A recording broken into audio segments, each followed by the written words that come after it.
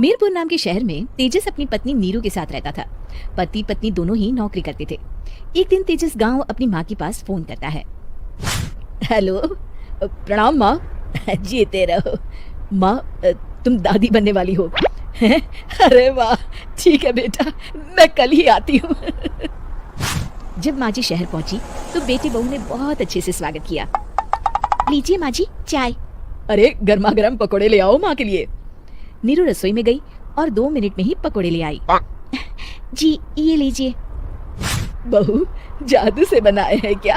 अभी तो रसोई में गई थी। यम्मी। माँ जी, शीला रसोई में पकोड़े तल रही है, मैं बस लेकर आई। हे भगवान, मेरा धर्म भ्रष्ट कर दिया तूने। अब तो गंगा जल से शुद्धिकरण करना होगा। दूसरे दिन, माँ जी मैंने नाश्ता बना दिया है, ऑफिस जा रही हूँ। पर अभी तो घर का सारा काम पड़ा है। शीला आती ही होगी, झाड़ू पोछा बर्तन कपड़े वो सब कर लेगी। हमारे जमाने में घर का सारा काम हम ही करते थे। जी माँ जी, आप बहुत होशियार हैं, मैं घर ऑफिस दोनों नहीं संभाल पाती। तो जरूरत क्या है घर से बाहर जाकर चाकरी करने की? वैसे भी घर का काम खुद करने से घर में बरकत आती है, समझी? पर माँ जी। पर वर कुछ नहीं, इस महीने की पगार मिले फिर ऑफिस बंद है। हाँ। रात को नीरू तेजस से कहती है, सुनिए जी, माँ जी बोल रही थी कि मैं नौकरी छोड़ दूं। वैसे ठीक ही तो है, अभी तुम्हें आराम की जरूरत है। फिर भी आराम कहाँ, शीला को छुड़ाने के लिए बोल रही थी।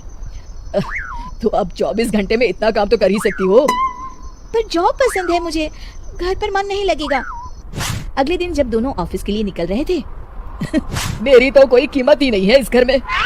माँ जी आजकल महंगाई बहुत है, रहन सहन भी बदल गया है, दोनों नौकरी करते हैं तभी ठीक रहता है। अच्छा, तू कहना क्या चाहती है? मेरा बेटा तुझे बिठा के खिला नहीं सकता? तू ही इस घर का खर्च चला रही है, हैं? नहीं माँ जी, मेरा वो मतलब नहीं था। मतलब खूब समझती हूँ, ये बाल धूप में सफेद नहीं किए मैंने। हाँ। अब तो ये रोज का काम हो गया था। तेजस भी रोज की झिकझिक से परेशान हो गया था। एक दिन उसने कहा, नीरू, वैसे भी तुम्हें मैटरनिटी लीव मिलने वाली है, तो अभी से ही छुट्टी ले लो। पर क्या, मेरी सैलरी अच्छी खासी है। आखिर नीरू ने रिजाइन कर दिया। जब बच्चा हुआ तो घर में सब बहुत खुश हुए। कुछ दिनों बाद तेजस फाइल देख रहा था। क्या हुआ तेजस, कुछ परेशान लग रहे हो? हाँ, वो हमारी जितनी सेविंग्स थी वो तो हॉस्पिटल में और छठी के फंक्शन में खत्म हो गई है नीरू।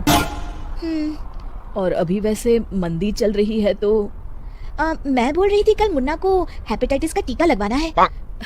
नीरू, क्या पोस्टपोन नहीं कर सकते? नहीं जी, बिल्कुल नहीं। अब तेजस को समझ में आ रहा था कि उससे गलती हुई है।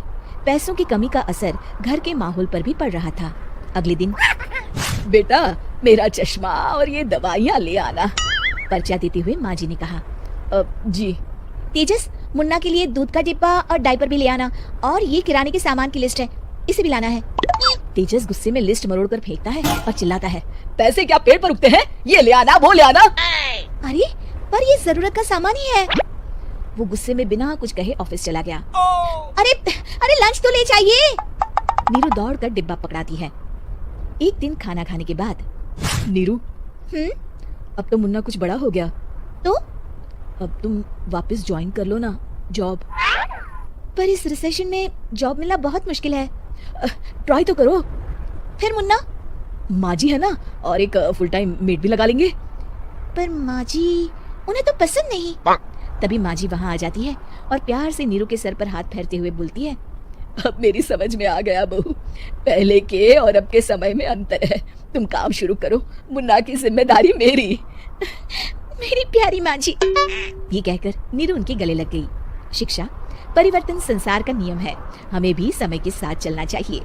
उम्मीद है कि आपको हमारी ये कहानी पसंद आई होगी। कृपया हमारे चैनल को सब्सक्राइब करें और सभी अपडेट्स के लिए बेल आइकन जरूर क्लिक करें। और हाँ, वीडियो लाइक और शेयर करना मत भूलिएगा। Bye bye.